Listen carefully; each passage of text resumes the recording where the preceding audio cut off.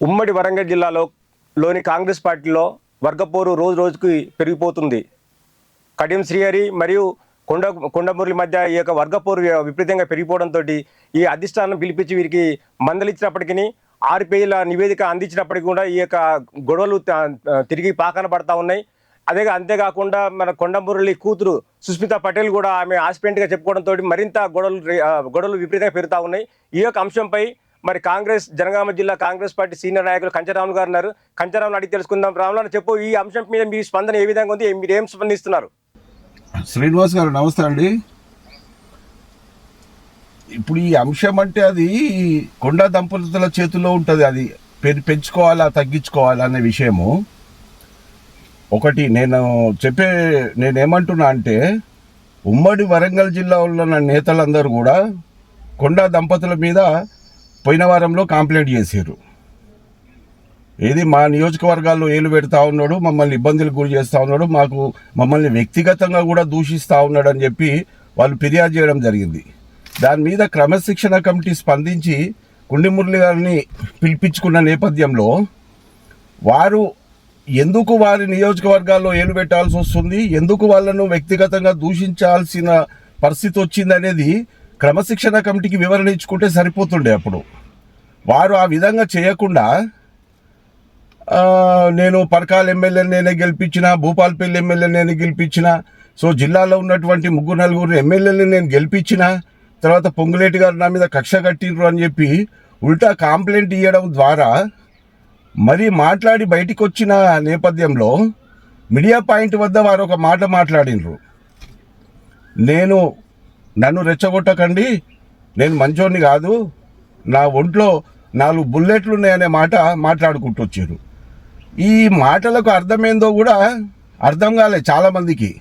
ఎందుకంటే జరిగిన ఇష్యూ ఒకటి, నువ్వు క్రమశిక్షణ కమిటీకి వివరణ ఇచ్చుకోవాల్సింది పోయి బయటికి వచ్చి నేను మంచోడిని కాదు, నన్ను రెచ్చగొట్టకుండా అనే పదము మీరు ఆడ మీడియా మిత్రులను భయపెట్టించినట్ట, లేకుంటే మీకు మీద కంప్లైంట్ ఇచ్చినటువంటి ఉమ్మడి వరంగల్ జిల్లా నేతలను భయపెడుతున్నట్ట, లేకుంటే క్రమశిక్షణ కమిటీని భయపెడుతున్నట్ట కూడా ఏమో అర్థం కాని పరిస్థితి ఉంది. ఈ కొండా దంపతులు జిల్లాలో అన్ని నియోజకవర్గాల్లో ఏలు పెట్టుకుంటూ ఈ విధంగా పార్టీని ప్రభుత్వాన్ని బద్నాం చేసే చర్యలు ఉన్నాయి వీరి.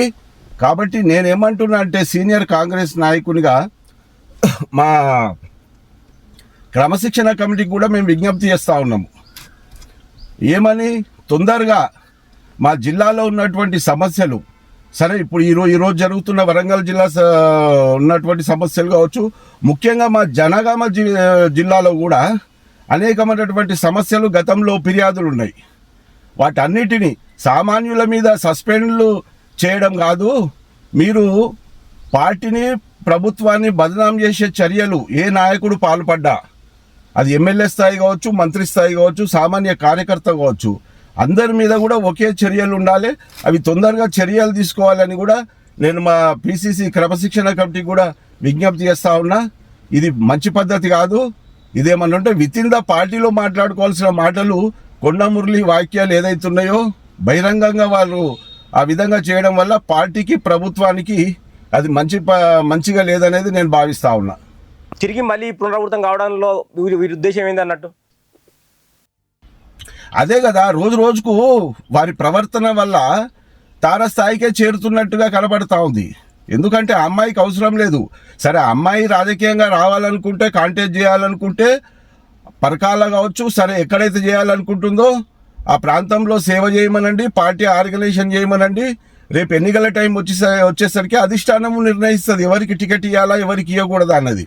కానీ మీరుగా నేనే ఆస్పిరెంట్ని, నేనే అని చెప్పి మాట్లాడుకోవడం ద్వారా స్థానికంగా ఉన్నట్టు ఎమ్మెల్యే కూడా అక్కడ మనోభావాలు దెబ్బతింటాయి కదా. ఇప్పుడు ప్రజెంట్ అక్కడ రేవూరు ప్రకాష్ రెడ్డి గారు ఉన్నారు. వారు ఎమ్మెల్యేగా ఉన్న దాంట్లో సిట్టింగ్ ఎమ్మెల్యే అవుతాడు. ఆయన కాంటెస్ట్ చేస్తూ నేను కాంటెస్టెడ్ ఎమ్మెల్యే అని పెట్టుకోవడం కూడా అది కరెక్ట్ అయిన పద్ధతి కాదు. అది వాళ్ళ ద్వారానే కదా ఇప్పుడు ఇవంతా గొడవలు జిల్లాలో జరుగుతున్నట్టు వర్గపోరు విభేదాలు జరగడానికి కారణము. నేను ఒక్కటే చెప్తా ఉన్నా, కాంగ్రెస్ నాయకులు ఎవరైనా కూడా క్రమశిక్షణ పరంగా పార్టీ గైడెన్స్లో నడవాల్సిన అవసరం ఉన్నది.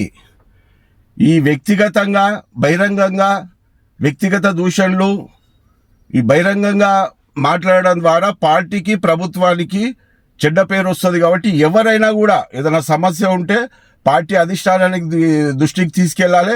సమస్యను వితిన్ ద పార్టీలో పరిష్కరించుకోవాలి తప్ప ఈ విధంగా మాట్లాడడం సరైన పద్ధతి కాదు.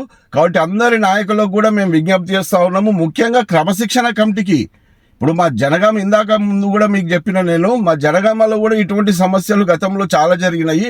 వీలైనంత తొందరగా మరి భవిష్యత్తులో ఏ నాయకుడు కూడా బహిరంగంగా పార్టీ మీద మాట్లాడితే చర్యలు తప్పవనే విధంగా క్రమశిక్షణ కమిటీ తొందరగా చర్యలు తీసుకొని ఈ సమస్యకు ఒక ముగింపు పలకాలని కూడా నేను మా కమిటీకి విజ్ఞప్తి చేస్తా ఉన్నాను. ఇప్పుడు కొండ మురళి గారిది వాళ్ళ కొండ దంపతుల విషయం ఎట్లుంటుందంటే ఏదో ఒకటి అల్చలు మేమే ఈ జిల్లాలో మాదే డామినేట్ నడవాలి, మేము చెప్పిందే వేదము అనే విధంగా వాళ్ళ ఒంటెద్దు పోకడ ఉంది. అది మంచి పద్ధతి కాదు. ఇప్పుడు జిల్లాలో ఉన్నటువంటి ఎమ్మెల్యేలు అధిష్టానానికి ఫిర్యాదు చేసిర్రు.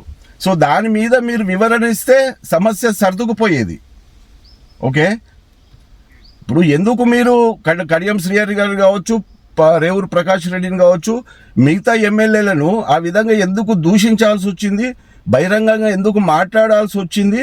సరే, అది ఒకవేళ మాట స్లిప్ అయిందా అనుకొని అధిష్టానానికి క్రమశిక్షణ కమిటీకి ఆ విధంగా చెప్పుకుంటే సమస్య అక్కడితో ఆగిపోయేది.